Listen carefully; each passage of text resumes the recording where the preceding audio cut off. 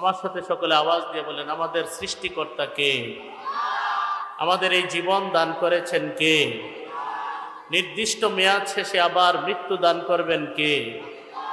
হায়াত মৌতের মধ্যবর্তী সময়ে আমার আপনার কুল কায়নাতের পুরা বিশ্ব জগতের যা কিছুর প্রয়োজন এই সব কিছুর ইন্তজাম আর ব্যবস্থা করে দেন কে? আমাদের রব কে? আমাদের সব কে?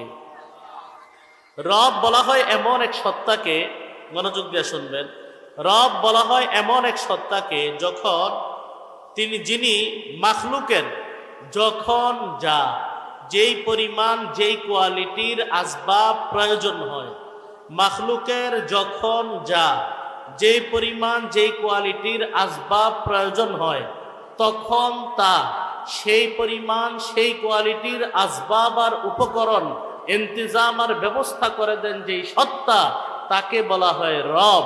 এই অর্থে আমার আপনার কুল কায়নাতের গোটা বিশ্ব জগতের রব একজন, চিল্লায় বলেন তিনি কে?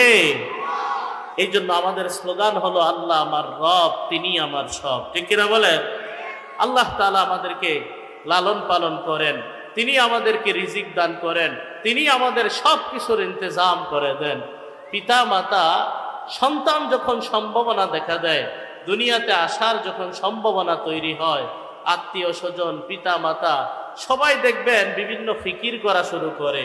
নানি দেখবেন ছোট ছোট কাঁথা বানায়, দাদিরা কাঁথা বানায়, ফুফিরা খালারা ছোট্ট ছোট্ট জামা বানায়, বানায় কিনা? বিভিন্ন কোনাকানি দিয়া অতিরিক্ত টুকরা বাইচা গেছে এগুলা দিয়া ছোট্ট ছোট্ট জামা বানায়, প্যান্ট বানায়। এই প্রস্তুতি আত্মীয় স্বজন গ্রহণ করে, বাবা প্রস্তুতি গ্রহণ করে, মা প্রস্তুতি গ্রহণ করে। সন্তানের প্রতি পিতা মাতার যেই পরিমাণ মায়া, তার তুলনায় বান্দার প্রতি আল্লাহর মায়া মহব্বত কম না বেশি? বলেন না, কম না বেশি? তো যে সন্তানের প্রতি বাবা মার মহব্বত আছে, তার দুনিয়াতে আসার আগেই তার বন্দোবস্ত কিভাবে থাকবে, কিভাবে তার আরাম হবে, পেশাব পায়খানা করলে কিভাবে তার একটু আরাম হবে, শীত ঠান্ডা গরমে তার কিভাবে একটু আরাম হবে, এই ফিকির যদি পিতা মাতা করে, তাহলে বান্দার জন্য আল্লাহর ফিকির আছে না নাই? বলেন না, বান্দার জন্য আল্লাহর ফিকির আছে না নাই? আল্লাহর ফিকির তো অবশ্যই আছে। কেমন আছে?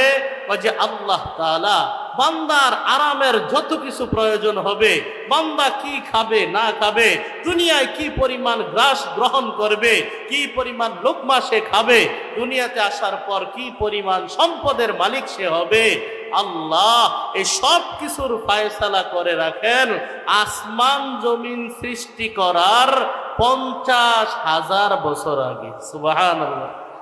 কত হাজার বছর আগে? মুসলিম শরীফের বর্ণনা, নবীজি সাল্লাল্লাহু আলাইহি ওয়াসাল্লাম বলেন, কাতাবাল্লাহু মাকাদিরাল খালাইক ক্বাবলা আন ইয়াখলুকাস সামাওয়াতি ওয়াল আরদা ব50,000 সানা। নবীজি সাল্লাল্লাহু আলাইহি ওয়াসাল্লাম বলেন, আসমান জমিনকে সৃষ্টি করার 50,000 বছর পূর্বে বান্দার ভাগ্য, বান্দার রিজিক, বান্দার সব কিছু আল্লাহ লিপিবদ্ধ করে রাখেন। সুবহানাল্লাহ! বরাদ্দ কার? বলতে হবে বরাদ্দ কার? এই বরাদ্দ, এই ওয়াদা, এই প্রতিশ্রুতি আমাদের দেশের তথাকথিত চাপাবাজ এমপি আর মন্ত্রীদের নির্বাচনী ইশতেহারের মতো না। ঠিক কিনা বলেন? নির্বাচনী ইশতেহারে এই কর্ম সেই কর্ম।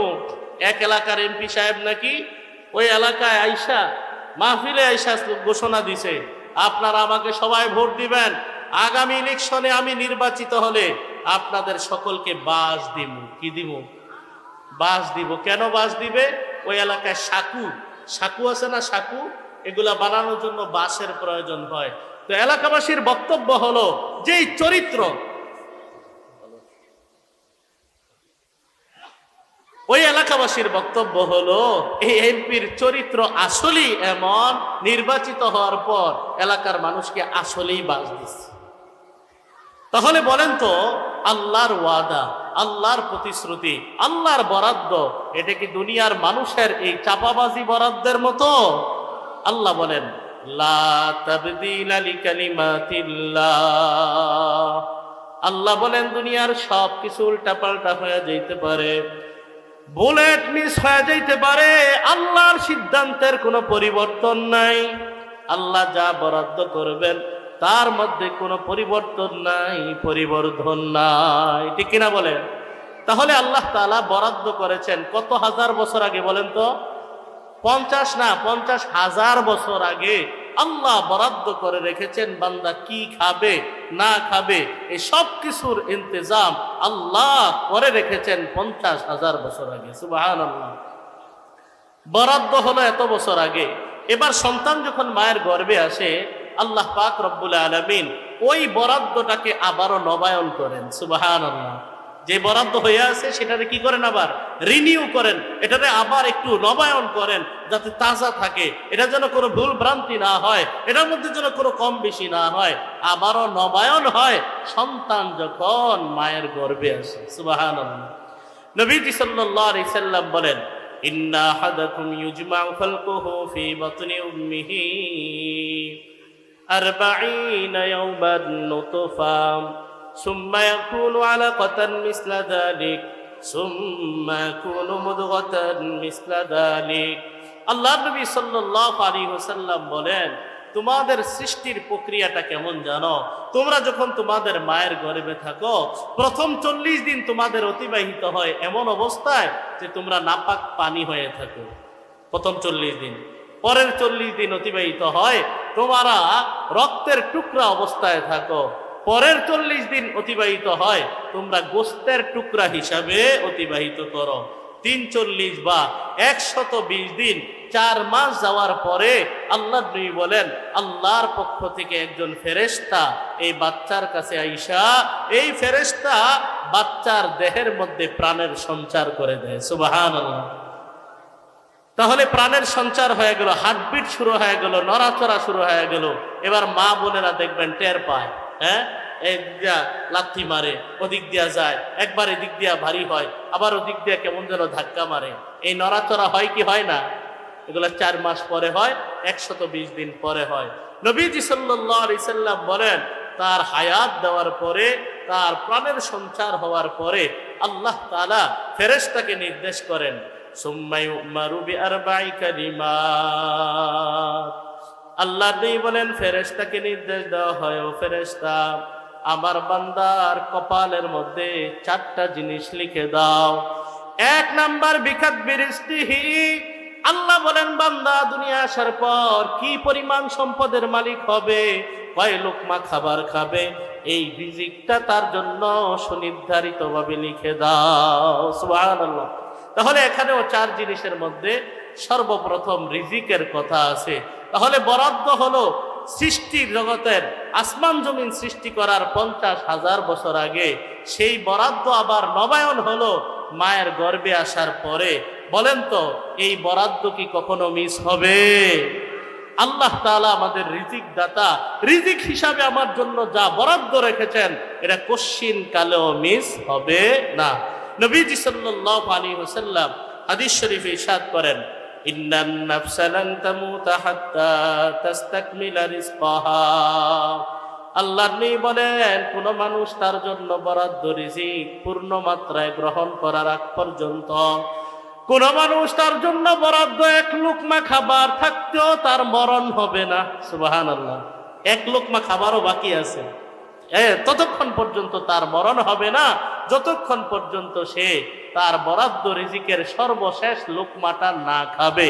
অতএব কারো যদি মরণ হয়ে যায়, অকালে তার মরণ হয় নাই, নির্ধারিত সময়ে তার মরণ হয়েছে, দুনিয়ায় রিজিক তার শেষ হওয়ার পরেই তার মরণ হয়েছে।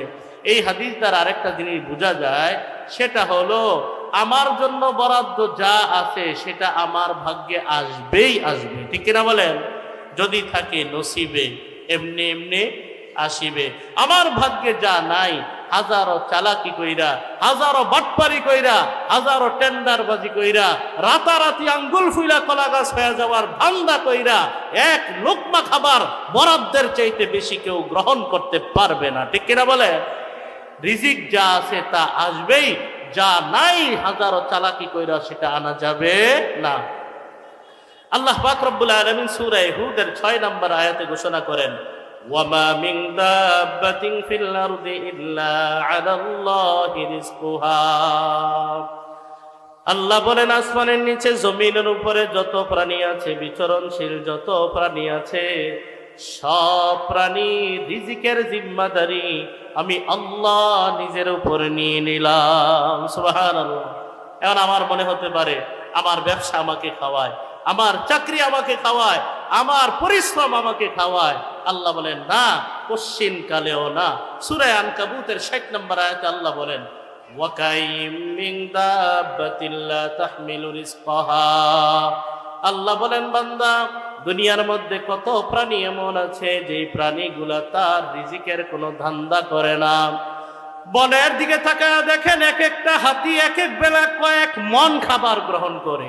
এই হাতি কোনো কোম্পানিতে চাকরি করে না, এই হাতি কোনো চাষাবাদও করে না, এই হাতি কোনো ধরনের রিজিকের ধান্দা করে না। ঠিক কিনা বলেন? এক একটা বাঘ, এক একটা সিংহ এক এক বেলায় 10 থেকে 15 কেজি তাজা গোস্ত লাগে, তাজা গোস্ত। আমরা মানুষেরা এক কোরবানি থেকে আরেক কোরবানি চলে আসে। অনেক মানুষ এমন আছে মধ্যবিত্ত, যারা মাঝখানে আর কোনোদিন গরুর গোস্ত কিনে নেই। ঠিক কিনা বলে? হয়তো মেহমান হিসেবে কোথাও খাইছে, কিন্তু ঘরের জন্য গরুর গোস্ত কিনছে কোরবানি ছাড়া, এই সংখ্যা অনেক কম। ইলিশ মাছ, জাতীয় মাছ যেটারে বলে, এই ইলিশ মাছ বছরে কয়বার কিনছে? মধ্য নিম্নবিত্ত যারা আছে তাদের কথা তো বাদই দিলাম, মধ্যবিত্ত যারা আছে তাদের পক্ষে অনেক সময় সম্ভব হয় না। আল্লাহ পাক রব্বুল আলামিন বন জঙ্গলে এত এত প্রাণী রেখে দিয়েছেন, এক এক বেলায় এই যে রিজিকের ইন্তজাম, এই সব কিছু করে দেন কে? সমুদ্রের ভিতরে এক এক নীল তিমি, এক এক বেলায় তাদের খাবার লাগে কয়েক টন চিংড়ি মাছ, এক এক বেলায় কয়েক টন খাবার তাদের লাগে। সকাল বেলা কি খাবে, রাতের বেলা কোনো টেনশন নাই। দুপুর বেলা কি খাবে, সকাল বেলা কোনো টেনশন নাই। আল্লাহ বলেন, আল্লাহু ইয়ারযুকুহা, এই সব প্রাণীদের রিজিকের ব্যবস্থা করে দেন আল্লাহ। আল্লাহ বলেন, ওয়া ইয়াকুম বান্দা, তোমরাও তোমাদের রিজিকের ব্যবস্থা করো না। তোমরা যে কষ্ট করো, মেহনত করো, এই কষ্ট মেহনত হলো উসিলা মাত্র, রিজিক তো দেই তোমাদেরকেও আমি আল্লাহ। ঠিক না বলে? এই জন্য মুসলমান ইয়াকিন আর বিশ্বাস রাখতে হবে, রিজিকের মালিক আল্লাহ। রিজিক সুবন্টিত, আর রিজকু মাকসুম ওয়াল হারিসু মাহরুম। রিজিক তো বন্টিত, যে বেশি লোভ করে সে হয় চরম বঞ্চিত। মনে রাখতে হবে, আমি শিক্ষিত, আমি ডাক্তার, আমি ইঞ্জিনিয়ার, আমার সার্টিফিকেট বেশি, এই জন্য আমার সম্পদের পরিমাণ বেশি, এইটা একটা ভুল ধারণা। ঠিক কিনা বলেন? কত শিক্ষিত, কত সার্টিফিকেটওয়ালা রাস্তায় রাস্তায় ঘুরতেছে, দিন আইনা দিন খাওয়ার মতো অবস্থা। আবার কত অজ্ঞ মূর্খ জাহেল এমন আছে, কয়ের নিচে ব দিতে পারে না, সাইনটা পর্যন্ত যে লিখা দিতে পারে না, টিপ দিয়া সই দিয়া 1000 কোটি টাকার ব্যবসা পরিচালনা করে। এমন মূর্খ শিল্পপতি আছে না নাই? বলেন না, আছে না নাই? এই জন্য জ্ঞান, গরিমা, শিক্ষা দীক্ষা, যোগ্যতা, চেহারা, সৌন্দর্য, এগুলা মানুষকে রিজিক দিতে পারে না। রিজিকের মালিক চিল্লায় বলেন কে? একই বলেন, কামা আকিলিন আকিলিন আয়াত মাযাহিবু, কাম জাহিলিন জাহিলিন তালকাহু মারযুকা। ওই বলেন, কত জ্ঞানী দেখলাম রাস্তায় রাস্তায় ঘুরে, জীবিকার সব দুয়ার তার বন্ধ। আবার কত জাহেল মূর্খ এমন দেখলাম, কত সম্পদের মালিক, কত টাকার মালিক নিজেও জানে না। ঠিক কিনা বলেন? আছে না নাই?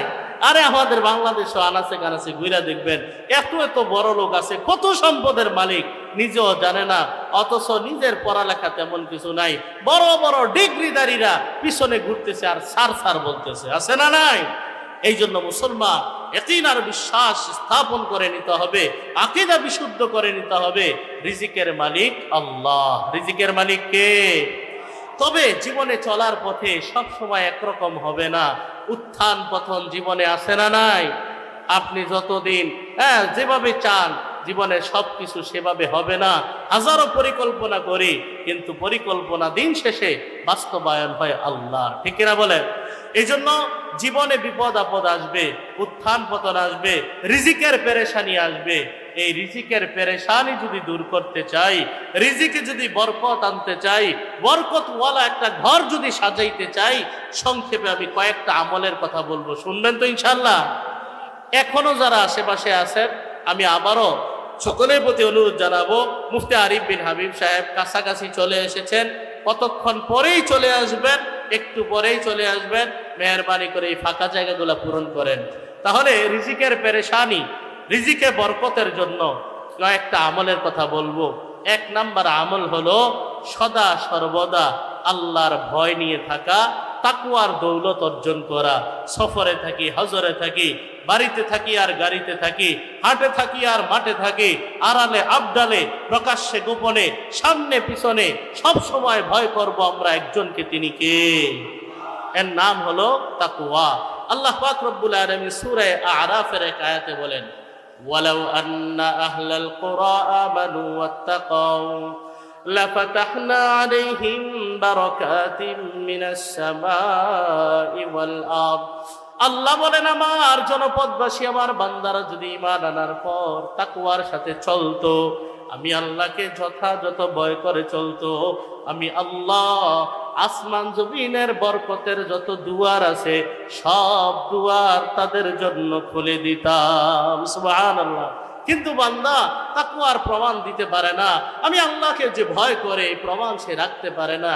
এই জন্য মাঝে মাঝে আমি পাকড়াও করি, বাজারে গিয়া তরকারি যেটাই চাই 100 টাকা, 150 টাকার নিচে তরকারি নেই। অনেক সময় এমন হয় 100 টাকার নিচে কোনো তরকারি নেই। হায় হায়, বাজারে আগুন। বাজারে আগুন লাগলে আমাদের চামড়ার মুখ একটা আছে, খালি সরকারের গালি দেই, ঠিক কিনা বলেন? খালি কারে গালি দেই? সরকারের গালি দেই। এই যে রিজিকের মধ্যে এই যে পেরেশানি, এই যে ঊর্ধ্বগতি দামের, এসবের পিছনে আমার আপনার হাত আছে কিনা, আমার আপনার দায়বদ্ধতা আছে কিনা, আমার কোনো গুনাহের কারণে এই জালজালা ভূমিকম্প হচ্ছে কিনা, এ ধরনের আত্মসমালোচনার দরকার আছে না নাই?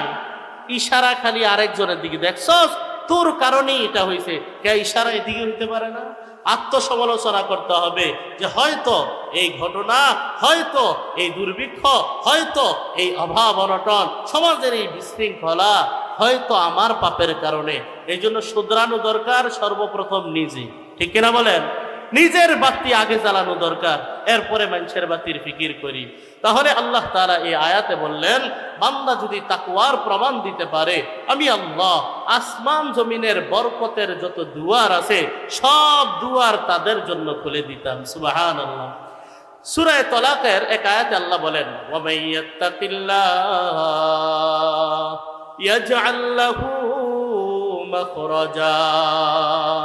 আল্লাহ বলেন, কোন বান্দা যদি আমি আল্লাহকে ভয় করার মতো করে, আমি আল্লাহ তার যত বিপদ আপদ আছে সব বিপদ থেকে মুক্তির রাস্তা বের করে দিব। সুবহানাল্লাহ। অনেক সময় এমন হয় বিপদ আপদ এমন ঘুটঘুটে অন্ধকারের মতো, কোথাও কোনো রাস্তা নাই, এমন বিপদ, চারদিকে বিপদ আর বিপদ। তখন বিভিন্ন হাতছানি আসে, অন্যায় কাজের দিকে যাওয়ার হাতছানি আসে। ওই সময় হয় মূলত পরীক্ষাটা। ওই সময় যদি কেউ তাকওয়ার প্রমাণ দিতে পারে, আল্লাহকে ভয় করার পরাকাষ্ঠ প্রদর্শন করতে পারে, আল্লাহ বলেন বিপদ থেকে উত্তরণের পথ আমি আল্লাহ বের করে দিব। সুবহানাল্লাহ। এখন তো আমরা বিপদে পড়া লাগে না, 70,000 আছে আর 30,000 হইলে একটা অটো কিনা যাবে। অটো এই 30,000 পাওয়া যাইতেছে না কারো কাছে, বাস এবার গিয়া খোঁজে কিস্তি পাওয়া যায় কই, কিস্তি সপ্তাহে এবার কিস্তি টানে আর কই হুজুর শান্তি নাই। খোদার কসম, আল্লাহর সঙ্গে যুদ্ধ ঘোষণা কইরা, সুদি লেনদেনের মাধ্যমে আল্লাহর সঙ্গে যুদ্ধ ঘোষণা কইরা কোনোদিন শান্তির মুখ দেখা সম্ভব না, ঠিক কিনা বলেন? সুদি লেনদেন করা মানে কি? আল্লাহর সঙ্গে যুদ্ধ ঘোষণা কইরা, এদিকে যুদ্ধ লেগে রয়েছে আল্লাহর লগে। কে বলে আবার সুখ পাইব? সুখের মালিক কে? বলে না সুখের মালিক কে? তা আল্লাহ বলেন, যে ব্যক্তি আমি আল্লাহকে ভয় করবে, তাকে বিপদ আপদ যত আছে সব কিছু থেকে মুক্তির রাস্তা আমি আল্লাহ বের করে দিব। সুবহানাল্লাহ। 2 নম্বর পুরস্কার, ওয়ায়ারযুকুহু মিন হাইসু লা ইয়াহতাসিব। আল্লাহ বলেন আমি আল্লাহ তাকে এমন ভাবে রিজিকের ব্যবস্থা করে দিব বান্দা কল্পনাও করতে পারবে না। সুবহানাল্লাহ। এই জন্য মুসলমান সদা সর্বদা আল্লাহকে ভয় করতে হবে। নবীজি সাল্লাল্লাহু আলাইহি ওয়াসাল্লাম এক হাদিসের মধ্যে বলেন মানিত্তাকাল্লাহ আযজা ওয়া জাল্লা সারা ফি বিলাদিহি আমিনা। আল্লাহ নবী বলেন কেউ যদি আল্লাহকে ভয় করার মতো করে, আল্লাহর ভয় কেউ যদি অন্তরে ধারণ করে, পুরা পৃথিবীতে সে চষে বেড়াবে, তার অন্তরে কারো ভয় নাই, কারো টেনশন নাই, প্রশান্তির এক জীবন, প্রশান্তিময় এক অন্তর নিয়া পুরা পৃথিবীতে সে চষে বেড়াবে। সুবহানাল্লাহ। আল্লাহর ভয় যে অন্তরে ধারণ করে পৃথিবীর সকল ভয়কে সে জয় করতে সক্ষম হয়। ঠিক কিনা বলেন? তু মেরা তু সব মেরা ফলক মেরা জমি মেরি अगर एक तू नहीं मेरा तो कोई शै नहीं मेरी। কবি বলেন আয় আল্লাহ আপনি যেহেতু আমার পক্ষে, এই আসমান আমার, এই জমিন আমার, কুল কায়নাত আমার, আমি দেশে থাকি আর প্রবাসে থাকি না কেন, আপনার ভয় যেহেতু আমার অন্তরে আছে, আপনার সাথে তাআল্লুক আর মহব্বত যেহেতু আছে, আমার কোনো ভয় নাই, আমার কোনো টেনশন নাই। কই বলেন আল্লাহ দুনিয়ায় সব পাইলাম, রাজপ্রাসাদ পাইলাম, ক্ষমতার চেয়ার পাইলাম, সব কিছু পাইলাম, আপনাকে পাইলাম না, তো আমি তো কিচ্ছুই পাইলাম না, আমি হইলাম হত দরিদ্র, আমি হইলাম ফকির আর ফকির। ঠিক না বলেন? এই জন্য মুসলমান তাকওয়ার পরিচয় দিতে পারলে রিজিকে বরকত আসে, রিজিকের পেরেশানি আল্লাহ তাআলা দূর করে দেন। 2 নাম্বার আমল হলো যখনই দেখবেন রিজিকের খুব পেরেশানি, হচ্ছে না, না চাকরির আবেদন করি হচ্ছে না, সারা দিন যায় অটোওয়ালা, আরে কোনো যাত্রী পায় না, এমন হয় না অনেক সময়, যাত্রী খালি আরেক জায়গায় উঠা যায়, খালি যাত্রী আসে না, এমন যখন পেরেশানি দেখা দিবে বেশি বেশি ইস্তেগফারের আমল করা। কি করা? আস্তাগফিরুল্লাহ আস্তাগফিরুল্লাহ। এই আস্তাগফিরুল্লাহ একটা শব্দ, এটাও আমরা সঠিকভাবে উচ্চারণ করতে পারি না। অনেকে পড়ে আস্তাগফিরুল্লাহ। মনে রাখতে হবে শব্দটা হলো গ দিয়া, বাংলা উচ্চারণ কি দিয়া? গ দিয়া, গ। আস্তাগফিরুল্লাহ আস্তাগফিরুল্লাহ। এখন কেউ যদি ক উচ্চারণ করে আস্তাগফিরুল্লাহ, এর অর্থ হবে আল্লাহ আপনারে অস্বীকার করতে চাই। নাউজুবিল্লাহ বলেন। এজন্য ইমাম সাহেবরা বলবেন যে হুজুর আমার আস্তাগফিরুল্লাহ হয়নি, দেখেন তো, আস্তাগফিরুল্লাহ, আয় আল্লাহ আপনার কাছে ক্ষমা চাই, আপনার মাগফিরাত তলব করি। আমরা ইস্তেগফার করি না যে তা না, পড়ি। কখন জানেন? ইমাম সাহেব সালাম ফিরাইতে পারে আস্তাগফিরুল্লাহ আস্তাগফিরুল্লাহ আস্তাগফিরুল্লাহ আস্তাগফিরুল্লাহ আস্তাগফিরুল্লাহ। এই যে আস্তাগফিরুল্লাহ কি কইলো, কি বকা দিল, গালি দিল, না কি করলো? অবস্থা এমন যে আমরা ইস্তেগফার পর্যন্ত, এই শব্দটা পর্যন্ত শুদ্ধভাবে উচ্চারণ করতে পারি না। ঠিক কিনা বলেন? হাজারো পণ্ডিত, মাশাআল্লাহ, মানে পণ্ডিত কত, এক একটা মোবাইল ফাংশন আর ফাংশন সব বুঝে আস্তাগফিরুল্লাহ শব্দটা বিশুদ্ধভাবে উচ্চারণ করতে পারে না সমাজের মুসলমান। ঠিক কিনা বলেন? এই জন্য রিজিকের পেরেশানি দূর করতে হলে বেশি বেশি ইস্তেগফার পড়া। হাঁটতেছি আস্তাগফিরুল্লাহ, চলতেছি আস্তাগফিরুল্লাহ, দোকানে বসা কাস্টমার নাই আস্তাগফিরুল্লাহ, বাজারে গেলাম কেনাকাটা শেষ আস্তাগফিরুল্লাহ, বাসে বসে আছি জ্যাম লেগে গেছে আস্তাগফিরুল্লাহ। আল্লাহর নবী বলেন কেউ যদি ইস্তেগফারের আমলকে আঁকড়া ধরে আল্লাহ পাক রব্বুল আলামিন তাকে বড় বড় 3টা পুরস্কার দান করবেন। সুবহানাল্লাহ। কয়টা পুরস্কার? 1 নম্বর জাআলাল্লাহু মিন কুল্লি যিকিন মাখরাজা। আল্লাহ বলেন জীবনে যত বিপদ আপদ আছে, জীবনে যত সংকীর্ণতা আছে, সব সংকীর্ণতা থেকে আল্লাহ মুক্তি দান করবেন। সুবহানাল্লাহ। অমিন কুল্লি হাম্মিন ফারাজা। হাজারো পেরেশানিতে ঘুম নাই, টাকা পয়সা, অট্টালিকা, ডুপ্লেক্স বাড়ি, এসি, আরে খাতা কম্বল কোনোটাই অভাব নাই, এরপরও ঘুম নাই। রাত্রে 3টা বাজে, আগে 1টা খাইলে ঘুমাইতো বুড়ি, এখন 2টা খাইলেও ঘুম আসে না। এমন হাজার কোটি টাকার মালিক, সম্পদশালী, পেরেশানিতে জর্জরিত আছে না নাই? বলেন আছে না নাই? টাকা সম্পদের কোনো অভাব নাই, কিন্তু পেরেশানিরও শেষ নাই। আল্লাহ নবী বলেন আরে ট্যাবলেট তো কত খাইলা, ইস্তিগফারের ট্যাবলেটটা একটু খাও। আল্লাহ নবী বলেন অমিন কুল্লি হাম্মিন ফারাজা, সব পেরেশানি থেকে আল্লাহ মুক্তি দান করবেন। সুবহানাল্লাহ। 2 নাম্বার গেল। 3 নাম্বার ওয়ারাযাকাহু মিন হাইসু লা ইয়াহতাসিব। আল্লাহ বলেন বান্দা, আল্লাহ নবী বলেন বান্দাকে আল্লাহ পাক রব্বুল আলামিন ইস্তিগফারের বদৌলতে এমন ভাবে রিজিকের ব্যবস্থা করে দিবেন বান্দা কল্পনাও করতে পারবে না। সুবহানাল্লাহ। অনেক ভাইয়ার আছে রাতের বেলায় রিকশা টানে, রাতের বেলায় অটো চালায়, হ্যাঁ ভ্যান চালায়, সিএনজি চালায়, তো পাইতেছে না। হঠাৎ করে একজনে পাইছে 50 টাকা ভাড়া নাই, মা 500 টাকার নোট ধরাই দিছে, কয় ভাঙতি নাই, আরে দেওয়া লাগবো না, রেখে দিন। সুবহানাল্লাহ। ব্যবস্থা করে দেন কে? এই জন্য পেরেশানিতে বলে রিজিকের পেরেশানি হচ্ছে, দূর হচ্ছে না। আরে নবীর কথা ধ্রুব সত্য, দিনের বেলায় সূর্য উঠছে এটা যেমন সত্য, নবীর কথা তার চাইতে মহাসত্য। ঠিক কিনা বলেন? ইয়াকিন আর বিশ্বাস রেখে ইস্তেগফার করেন, পেরেশানি সব দূর করে দিবেন আল্লাহ। আল্লাহ পাক রব্বুল আলামিন কোরআনে কারীমের সূরা নূহের মধ্যে ইস্তেগফারের বদৌলতে কত সমস্যার সমাধানের কথা যে বলছেন। বিখ্যাত বুজুর্গ হযরতে হাসান বসরি রহমতুল্লাহি আলাইহি দরবারে বসা, একজন এসে কে হযরত এই সমস্যা, ইস্তেগফার করো। আরেকজন এসে বলে হযরত এই সমস্যা, কারে আস্তাগফিরুল্লাহ পড়ো। আরেকজন এসে বলে হযরত এই সমস্যা, কারে আস্তাগফিরুল্লাহ পড়ো। পাশে একজন বৈশাখে হযরত বুঝলাম না, আজকে যত রুগী আসতেছে সবার ঔষধ একটাই, হোমিও ডাক্তারের মতো সাদা বড়ি।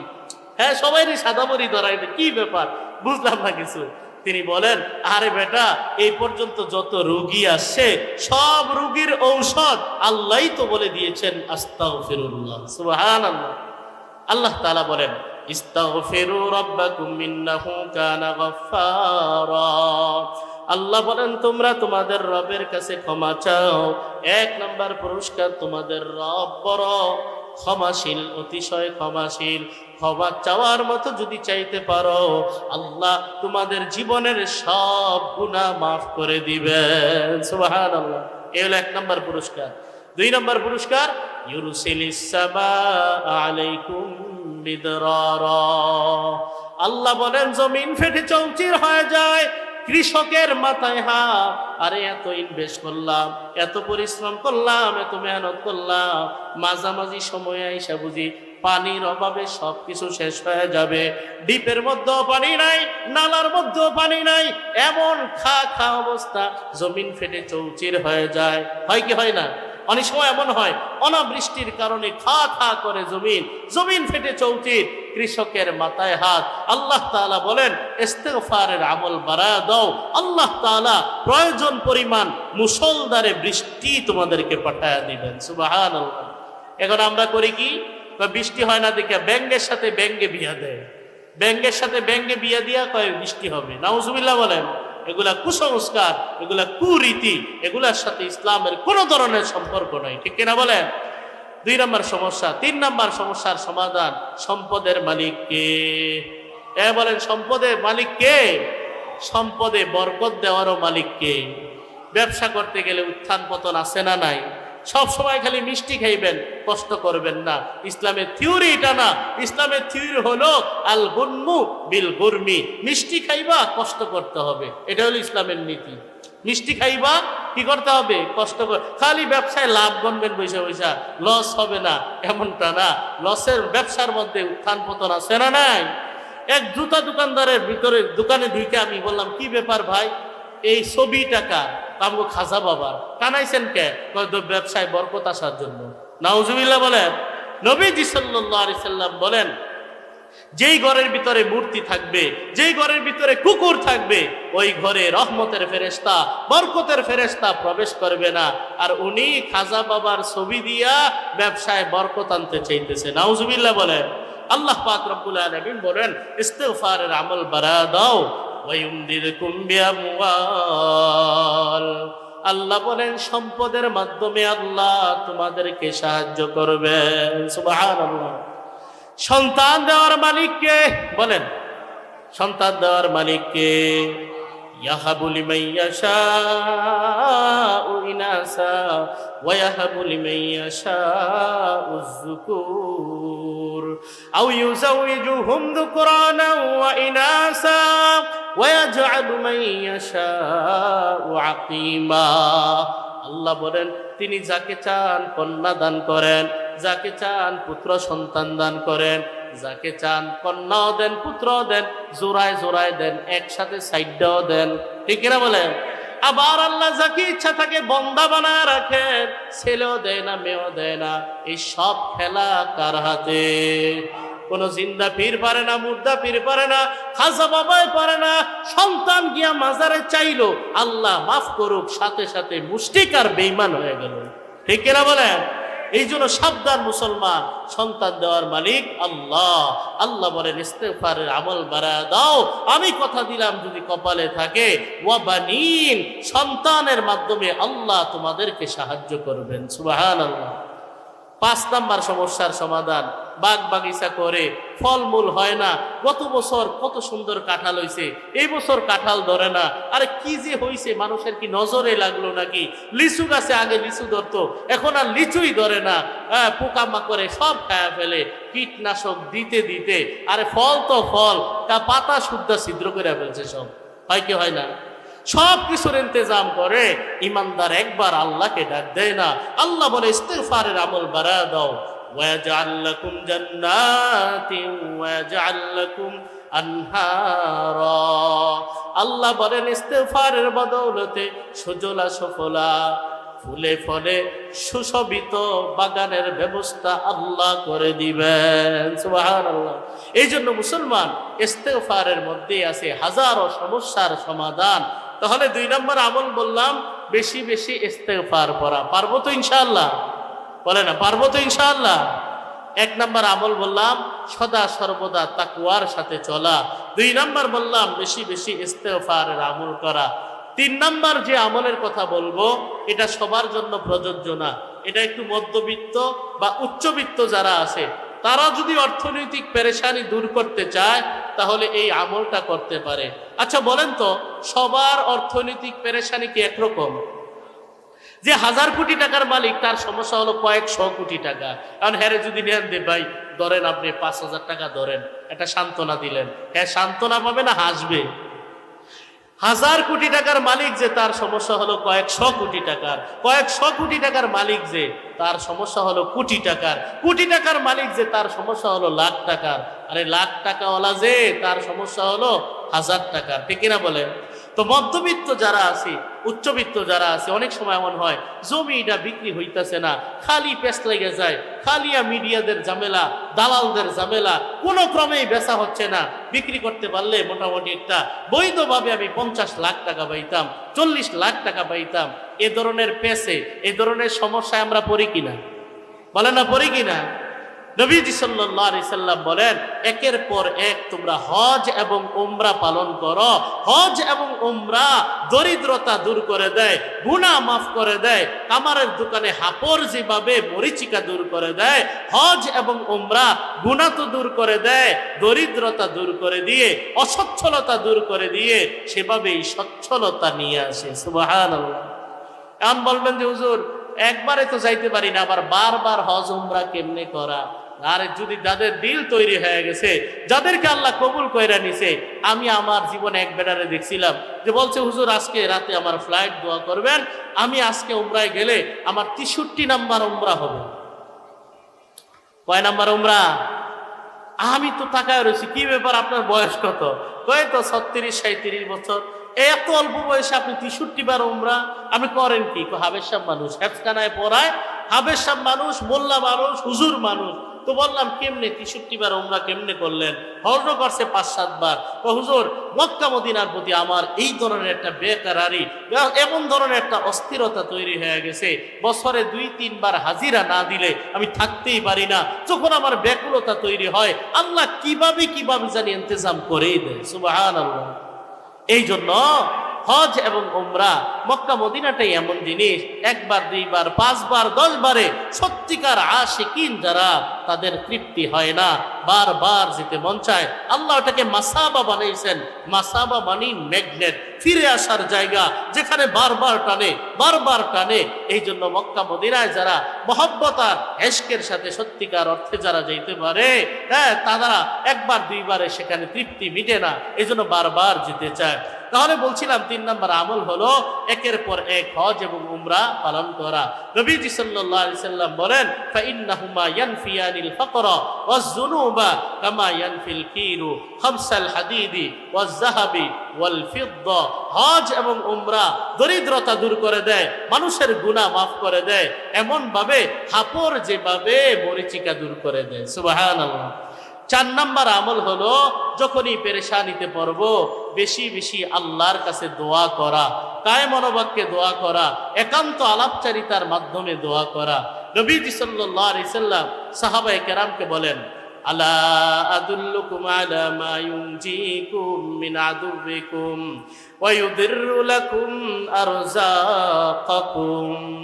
আল্লাহ নবী বলেন, হে সাহাবীরা, আমি কি তোমাদেরকে এমন একটা আমলের কথা বলবো যে আমলের বরকতে আল্লাহ তোমাদেরকে শত্রুর হাত থেকে মুক্তি দান করবেন। সুবহানাল্লাহ।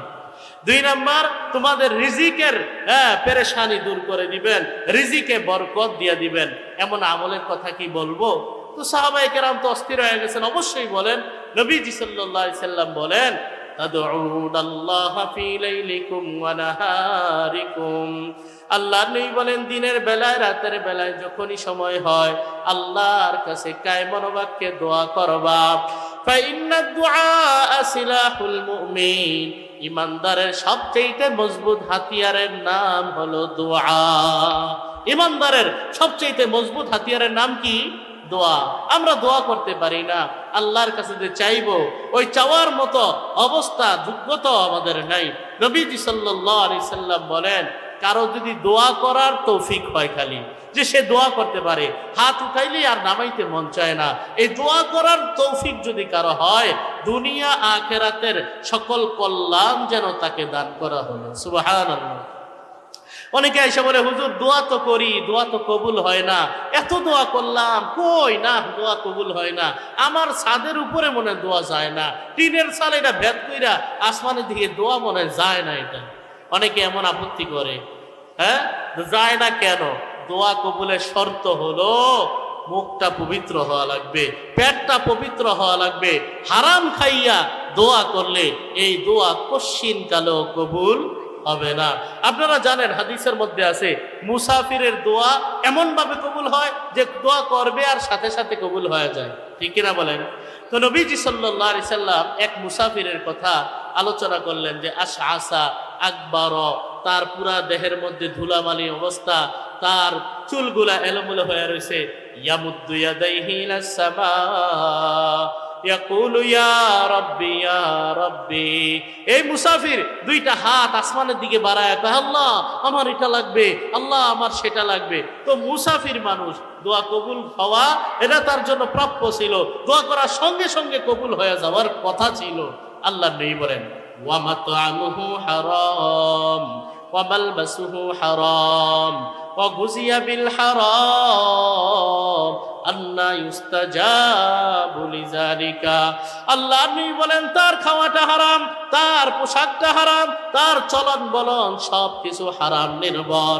আল্লাহ নবী বলেন শুধু মুসাফির কেন, কাবা শরীফের গিলাফ দুইরও যদি দোয়া করে, আরে যদি কোরআনের আয়াত বাইকটাও খাওয়াই দেওয়া হয়, এগুলা দিয়েও যদি দোয়া করে, আল্লাহ নবী বলেন তার দোয়া কশিন কালেও কবুল হবে না। কেন? শর্ত পুরা করে নাই। আমাদের এদিকে একজন সারা রাত মাছ ধরছে, সকালবেলা এসে গল্প শোনায় যে কি ব্যাপার, সারা রাত মাছ ধরলাম, সকালে একটাও মাছ পাই নাই, পেট নিয়ে খায়া ফেলছে। কি কয়? পেট নিয়ে জিন পেতনি খায়া ফেলছে। পরে আসলে দেখেছে যে ডুলার মধ্যে রাখছে, যে থৈলার মধ্যে রাখছে, ওইটা তলাটাই নাই। এই তলা ছাড়া এই পাত্রের মধ্যে যদি কিয়ামত পর্যন্ত মাছ রাখতে থাকে একটাও পাবে? বলেন না পাবে? ঠিক তেমনি ভাবে শর্ত পূরণ করা ছাড়া দোয়া করতে করতে খুন হয়ে গেল, এই দোয়া কবুল হবে না। শর্ত পূরণ করে যদি দোয়া করি, উদউনি আস্তাজিব লাকুম, আল্লাহ বলেন দোয়া করো, আরে সঙ্গে সঙ্গে আমি আল্লাহ তোর ডাকে সাড়া দিবই দিব। সুবহানাল্লাহ। এই জন্য মুসলমান পেরেশানিতে বললে দোয়া করা। আমরা দোয়া করি না যে তা না, করি, ইমাম সাহেবের লগে করি, নামাজেরও ইমামতি হয়, দোয়ারও ইমামতি হয়। আলহামদুলিল্লাহ রাব্বিল আলামিন বিরহমাতিকা ইয়া আরহামার রাহিমিন। মাঝখানে যা কইছে এটা ইমাম সাহেবের দায়িত্ব, এটা আর আমার কাছে না। ইমাম সাহেবের সাথে জামাতে নামাজও বললাম, জামাতে এবার দোয়াও করলাম। মনে রাখতে হবে মুনাজাতের হাকিকত এটা নয়। মুনাজাত মানে হচ্ছে একান্ত আলাপচারিতায় লিপ্ত হওয়া, আল্লাহর সঙ্গে মনের মাধুরী দিয়ে নিজের একান্ত আলাপ সালাপ এই সব কিছু আল্লাহর কাছে নিজের মতো করে বলা, এটার নাম হলো দোয়া। ওই অর্থে আমি আপনি দোয়া কয়দিন করেছি, কয়দিন করতে পারি, এটাই ভাবার বিষয়, ঠিক কিনা বলেন? এই জন্য রিজিকের পেরেশানি আসলে দোয়া করা। 5 নম্বর আমল হলো প্রত্যেক রাতে সূরা ওয়াকিয়ার আমল করা। সূরা ওয়াকিয়া আর রহমান সূরার পরের সূরা। নবীজি সাল্লাল্লাহু আলাইহি ওয়াসাল্লাম বলেন, মান ক্বারাআ সূরাতাল ওয়াকিয়াতি ফি কুল্লি লাইলা লাম তুসিবহু ফাকাতুন আবাদা। আল্লাহর নবী বলেন, কেউ যদি সূরা ওয়াকিয়ার আমল প্রত্যেক রাতে করে, সূরা ওয়াকিয়া প্রত্যেক রাতে যদি কেউ তেলাওয়াত করে, কোনদিন তাকে দরিদ্রতা, কোনদিন তাকে অসচ্ছলতা স্পর্শই করবে না। সুবহানাল্লাহ। তার ঘরে বরকত থাকবে, রহমত থাকবে। ঘরে ঘরে আগে কোরআন তেলাওয়াত ছিল, মুরব্বীরা গুনগুন করে তেলাওয়াত করত, চাচারা তেলাওয়াত করত, চাচিরা, মারা, জেঠিরা তারা ওই কাছারি ঘরে, রাস্তার পাশে ঘরে, রাস্তার পাশ দিয়ে গেলে গুনগুন গুনগুন করে তেলাওয়াত শোনা যাইত, ঠিক কিনা বলে? এখন আর সেই তেলাওয়াত শোনা যায় না। মুরব্বীরা আছে এক সাইস্টল নিয়া, সকালবেলা ফজর নামাজটা পড়লে তো পড়লো, না পড়লে এমনিতেই গিয়া এই যে চা দোকানে বসে, এক হাতে বিড়ি আর এক হাতে চা, সামনে নর্তকীর নাচ চলতে আছে চলতে আছে। এভাবেই যায় সকাল, এভাবেই যায় দুপুর, এভাবেই কাটে শনিবার, এভাবেই কাটে শুক্রবার, এভাবেই কাটে জানুয়ারি, এভাবেই কাটে ডিসেম্বর, এভাবেই গেল 2021, এভাবেই যাচ্ছে 2025, ঠিক কিনা বলেন? মুরব্বীর ভাবান্তর এখনো তৈরি হয় না। তেলাওয়াত করবে, জিকির আজকারে লিপ্ত হবে। মুরব্বীদেরকে বিশেষভাবে বললাম, রাগ করছেন নাকি? মুরব্বীদের তো টেনশন নাই, কারণ পোলা 2টা বিদেশে, নাতি 2টা হেরাও টেয়া পড়ায়, এখন আর টাকা পয়সা ইনকামের ধান্দা নাই। আপনার এই অবসর সময়টা কাজে লাগাইয়া আল্লাহ নৈকট্য অর্জনের একটা সুবর্ণ সুযোগ আল্লাহ দিয়েছিল। আপনি কেন এভাবে জীবন সায়ান্নে আইসা 70 পার কইরা অফারের সময়টাতে এভাবে হেলায় খেলায় কেন কাটতেছেন? কবে আর ভাবান্তর হবে? কবে আর আপনার চোখ কান খুলবে বলেন? মা বোনেরা আমন, আর এমন পরিমাণ মোবাইল আসক্তি আমাদের অবস্থা হলো, মোবাইল টিপতে টিপতে নামাজের সময় হয়, নামাজ শেষ করে আবার মোবাইল টিপা শুরু, ঠিক কিনা বলেন? নামাজ শেষ হওয়ার পরে, সালাম ফিরানোর পরে সর্বপ্রথম কাজ হলো মোবাইলটা দেখা। মানে বাপসাব এমন যে নামাজে পড়তেছিলাম, এই সময়ের মধ্যে ওহি টহি আসলো কিনা আমি একটু দেখি, ঠিক কিনা বলেন? এই জন্য মুসলমান ইমানদার হয়ে, মুসলমান পরিচয়ে সুখ শান্তির মালিককে যদি ভুলা যায়, খোদার কসম জীবনে সুখ আসবে না।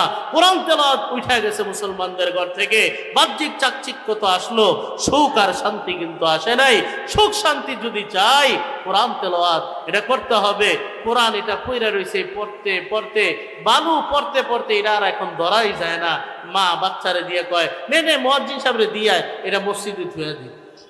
এটার অবস্থান আর ঘরে নাই, ময়লা হইতে হইতে এমন অবস্থা হয়েছে, ঠিক কিনা বলে? এই জন্য রিজিকে বরকত যদি চাই, শান্তিময় সংসার যদি চাই, কোরআন তেলাওয়াত বাড়াইতে হবে। আল্লাহ তৌফিক দান করেন, বলেন আমিন।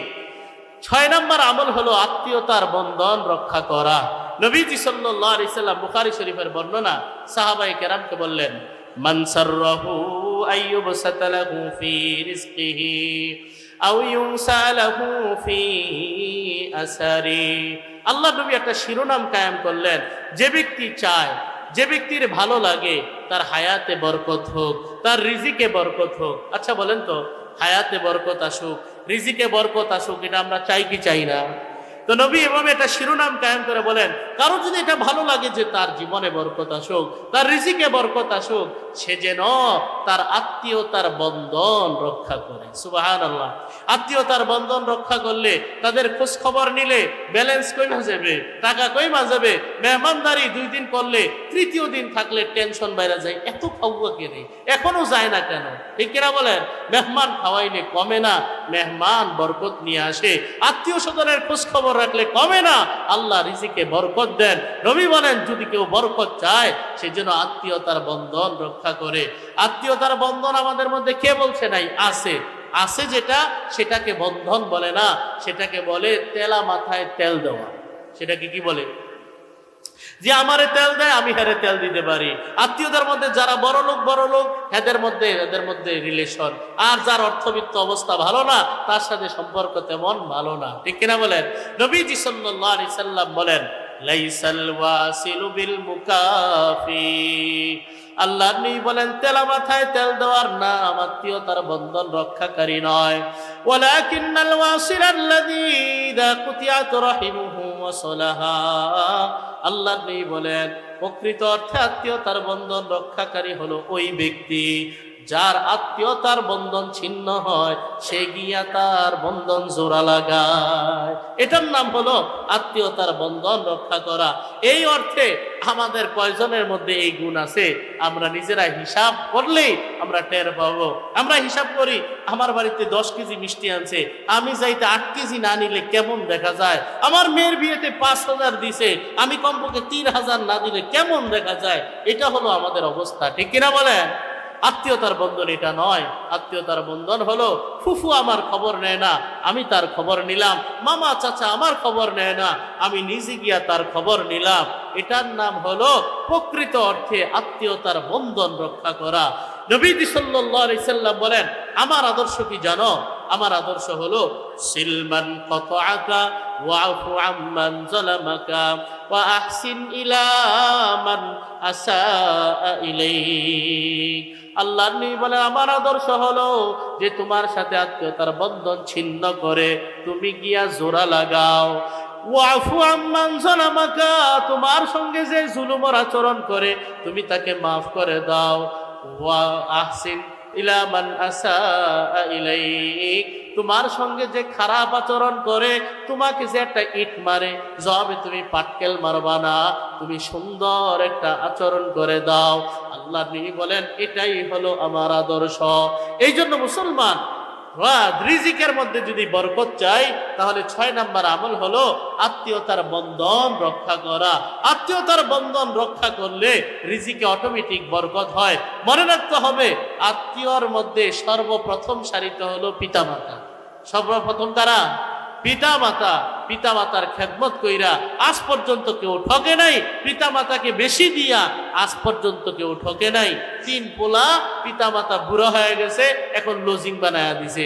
10 দিন এই করা, 10 দিন হেই করে, 10 দিন হেই করে, এগুলা লজিং বানায়া দিছে। আছে না নাই?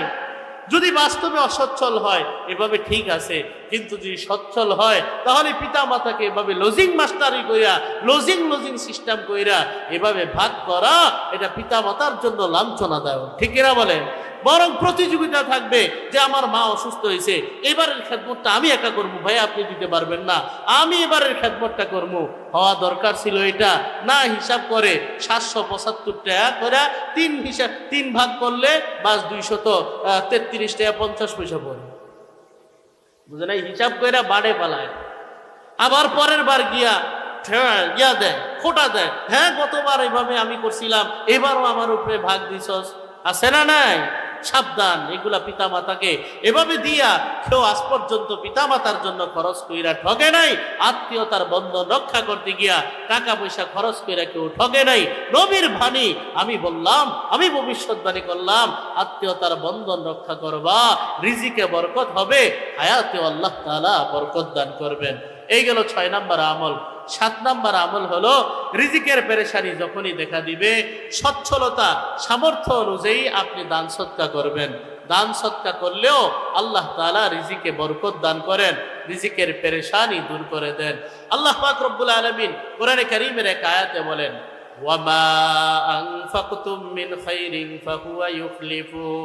আল্লাহ বলেন, তোমরা যে সম্পদ আল্লাহর রাস্তায় ব্যয় করো, আল্লাহ কিন্তু তার বদলা দান করবেন। সুবহানাল্লাহ। সম্পদ ব্যয় করলে বদলা দান করবেন কে?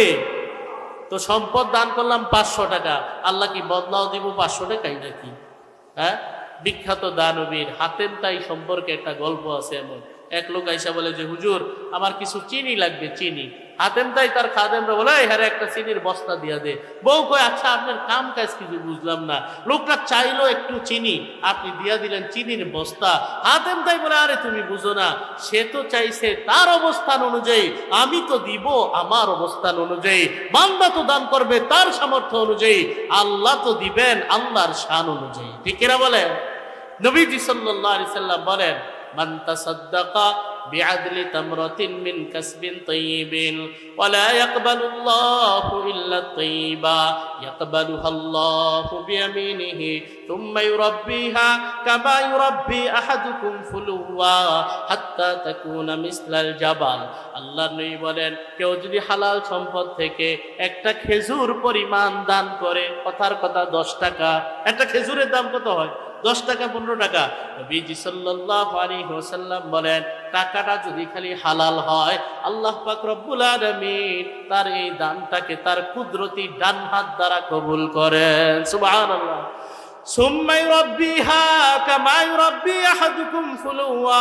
আল্লাহ নবী বলেন তোমরা গরুর বাছুর হইলে, ওটের বাছুর হইলে এটারে যেমনি ঘাস খাওয়াও, এটারে যেমনি দুধ খাওয়াও, এটারে যেমনি প্রতিপালন করো, আল্লাহ ওই ছোট্ট সৎকাটাকেও এভাবে দুধ খাওয়াইয়া এভাবে তিনি প্রতিপালন করতে থাকেন।